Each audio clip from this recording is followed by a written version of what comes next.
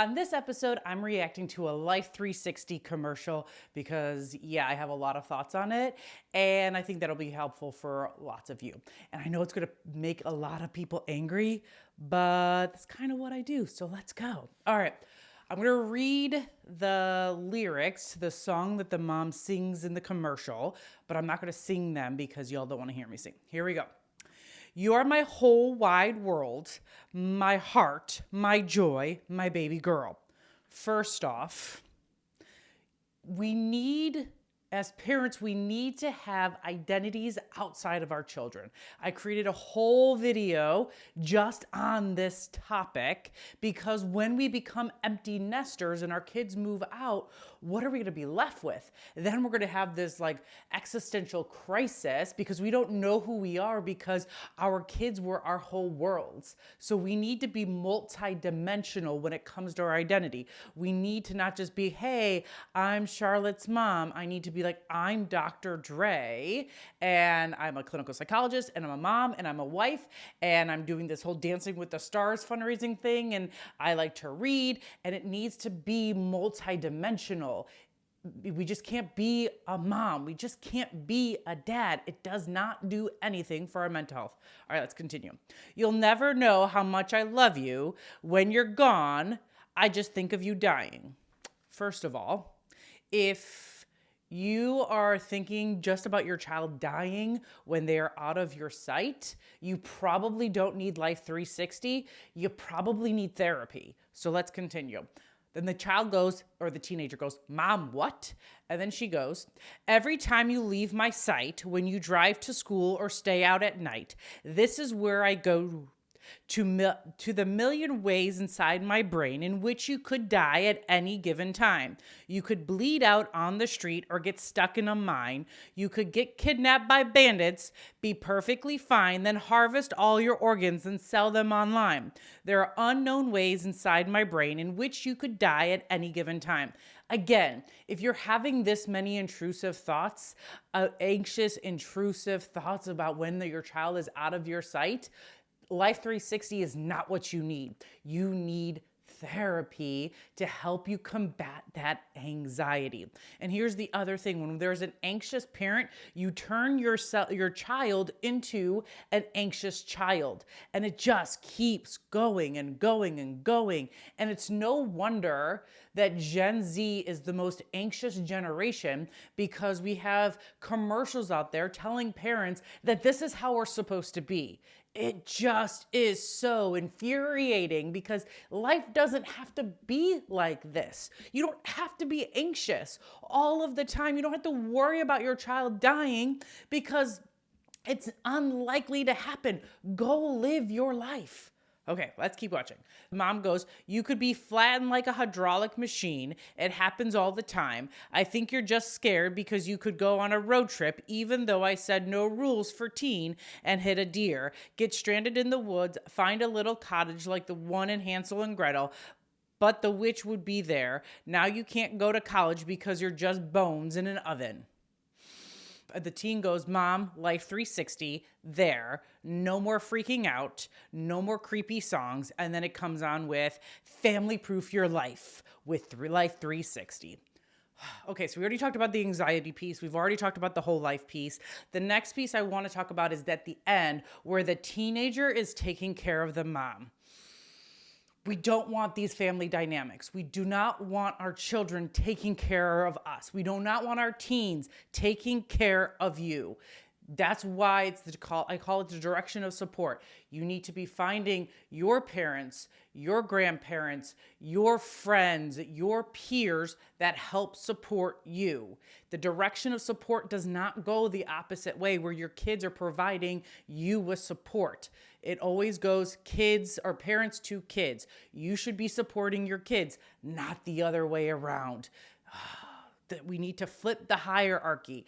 Parents are on top of the hierarchy, then it goes down to the kids. That's how it should be done. Next, here's the thing.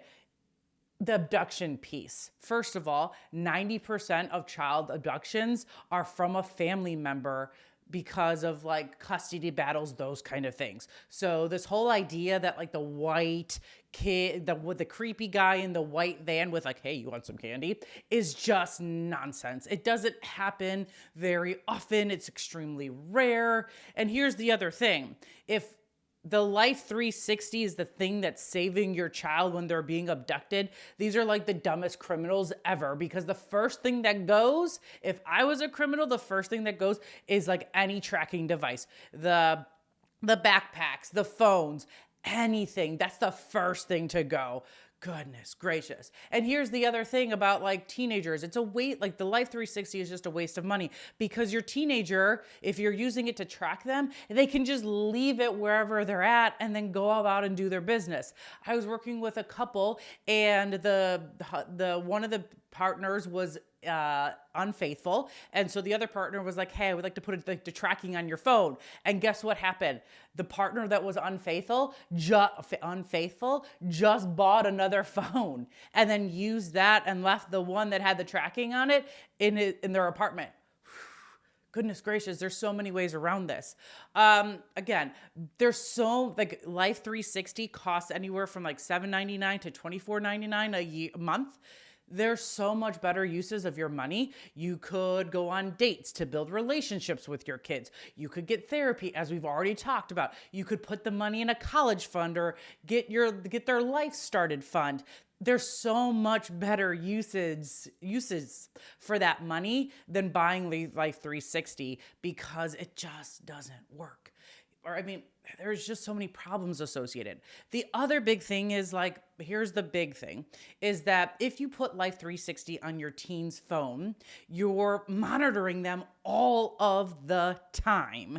And then you're not allowing them to make mistakes. You're treating your child as if they are a criminal. And then all of a sudden they become anxious because they fear making mistakes, because you're constantly monitoring them. You're depriving them from learning from their mistakes. You're not giving them any freedom, and teenagers need freedom to go out in the world and make dumb mistakes and learn from them without someone being like, what are you doing? And being over their shoulder all of the time. Think about when you're at work and your boss is like right here and like looking at what you're doing. Do you do a really good job? No, of course not, because it's the cognitive processes that are going on are being disrupted and you can't do your job. So don't do that to your kids.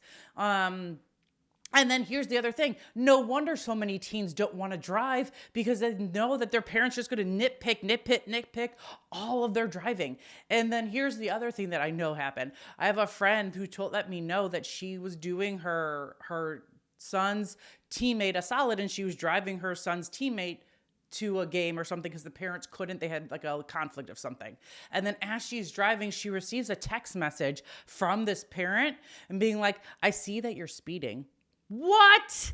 You mean to tell me you are now going to monitor other parents by using Life360? It is bananas. It is nonsense. And guess what's going to happen? No one's going to want to drive your kids around. And because you're monitoring them and you're like trying to be their parent and you're being all helicoptery, no one wants that. And so then guess what? If you ask people to give your child a ride, they're not going to give you a ride because they don't want to be monitored. So Life360, I don't think it's good for our teenagers. It's not good for us. It's not good for our families. I'd much rather us be spending time having conversations, building relationships with our teens so that they come to us, and then allowing them to make mistakes so that when they're still under our roof and they're making mistakes, and we can help them navigate those bigger mistakes if they were to make bigger mistakes. And the vast majority of the time, they're not. But this whole like Life360 commercial, go and watch it. Oh my goodness. Like, this is not what I want to be putting out into. This is not the kind of commercials that I want to be putting out, because it doesn't have to be like this. Parenting can be enjoyable, and it can be awesome, and it can be fun, and it can be loving, and it just creates these great family dynamics when we're not relying on things like Life360 and we're not spying on our kids and our teens all of the time. So Don't get Life 360. If you have it, get rid of it. Use the money for something else. You will thank me later. And by doing this, by not putting Life 360 and not tracking our loved ones, we're going to be giving them more ability to be free and build that trust, because that's what's lacking is trust. We're going to be able to build trust, and that's how we're going to be throat punching this Gen Z mental health crisis.